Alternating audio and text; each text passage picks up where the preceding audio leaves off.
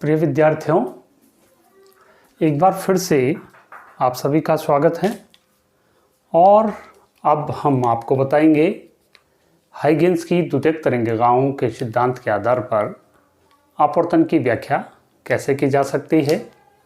बहुत ही महत्वपूर्ण है। देखिए, आप सभी हाइगेंस की द्वितीयक तरंगिकाओं के सिद्धांत से परिचित हो गए हैं।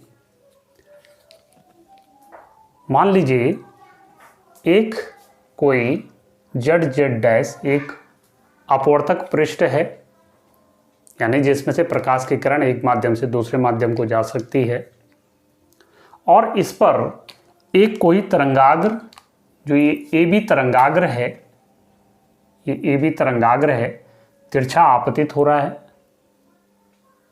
तो हाइगेंस की द्वितीयक तरंगिकाओं के सिद्धांत के आधार पर जैसे ही तरंगाग्र AB का A सिरा बिंदु A पर टकराएगा, तो बिंदु A के आसपास के जितने भी कण हैं, इधर के ये जो कण हैं, ये सब द्वितीयक तरंग स्रोत का काम करने लग जाएंगे, यानी अपने में से द्वितीयक तरंगिकाएं निकालेंगे, जिनकी चाल यहाँ अलग होगी और यहाँ अलग होगी। क्योंकि देखिए, ये फर्स्ट माध्यम है और ये क्या है, सेकंड माध्यम।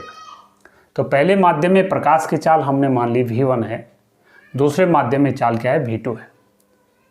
तो t बराबर 0 पर जब तरंगाग्र AB का A सिरा बिंदु A पर टकराएगा, तो इसके पास के जितने भी कण हैं नए तरंग स्रोत का काम करेंगे और दूसरे माध्यम में नई तरंग इकाएं उत्सर्जित करेंगे और उनकी जो चाल होगी V2 होगी।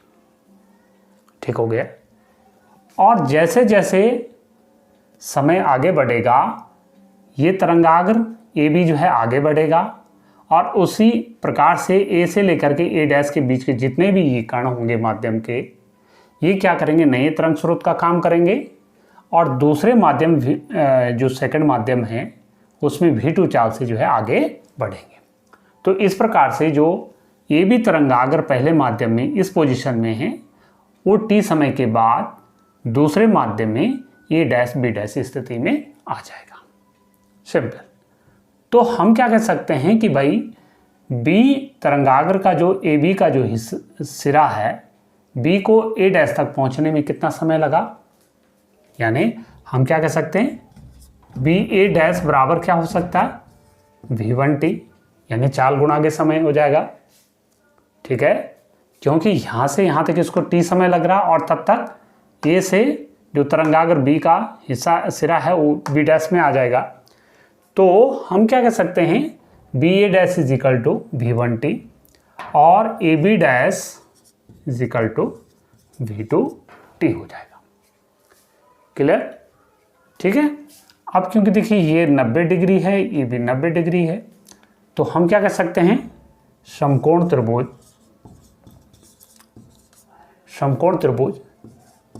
AB A डैश में, देखिए अगर मैं इसको साइन से चलूं, साइन I बराबर क्या हो जाएगा, लंब बटे आधार हो जाएगा, यानी BA डैश बटे AB हो जाएगा। ठीक है, क्लियर? फिर साइन R बराबर, या इसको थोड़ा आगे बढ़ा दो, sine I is equal to BA dash अभी हमने लिखा है V1t हो जाएगा अपॉन AB, ऐसे साइन R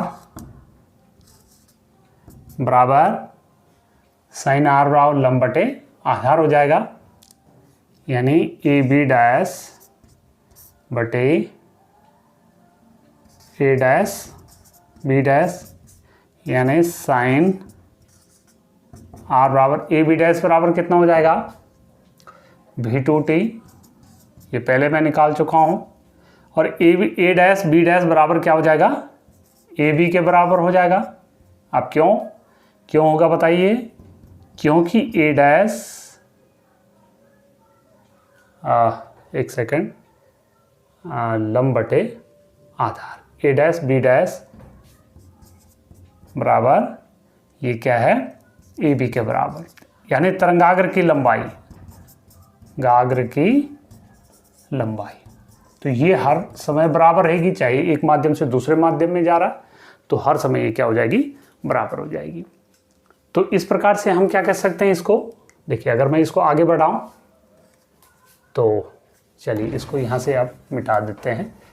तो ये हमारे पास हो जाएगा साइन आई बटे साइन आर बराबर V1t upon A B upon V2t upon A B, तो ए बी से भी कट गया, टी से टी कट जाएगा, sine I upon sine R बराबर V1 बटे V2। और देखिए यही जो है क्या होता है, अपवर्तन का नियम है कि जब प्रकाश की किरण एक माध्यम से दूसरे माध्यम में जाती है तो आपतन कोण की ज्या और अपवर्तन कोण की ज्या का जो अनुपात होता है पहले माध्यम में प्रकाश की चाल और दूसरे माध्यम में प्रकाश की चाल के बराबर होता है, या एक नियतांक होता है जिसे हम क्या बोलते हैं, माध्यम का अपवर्तनांक, यानी दूसरे माध्यम का पहले माध्यम के सापेक्ष अपवर्तनांक कहते हैं।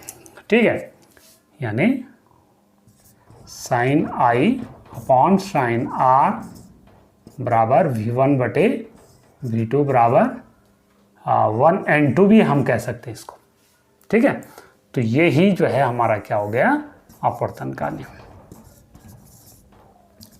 अपवर्तन का नियम। तो आज मैंने आपको ये हाइगेंस की द्वितीयक तरंगिकाओं का सिद्धांत और उस आधार पे परावर्तन की व्याख्या, अपवर्तन की व्याख्या समझाने का प्रयास किया। देखिए बहुत ही महत्वपूर्ण है, ये आता ही आता है परीक्षाओं में, आप लोग ध्यान से समझेंगे इसको और इस वीडियो को बार बार रिपीट करेंगे तो मुझे लगता कहीं कोई प्रॉब्लम नहीं आएगी। फिर भी कोई प्रॉब्लम आती है तो आप फिर से जो है हमें पूछ सकते हैं, या नई वीडियो बनाने की आवश्यकता होती तो नहीं मैं बना सकता हूँ।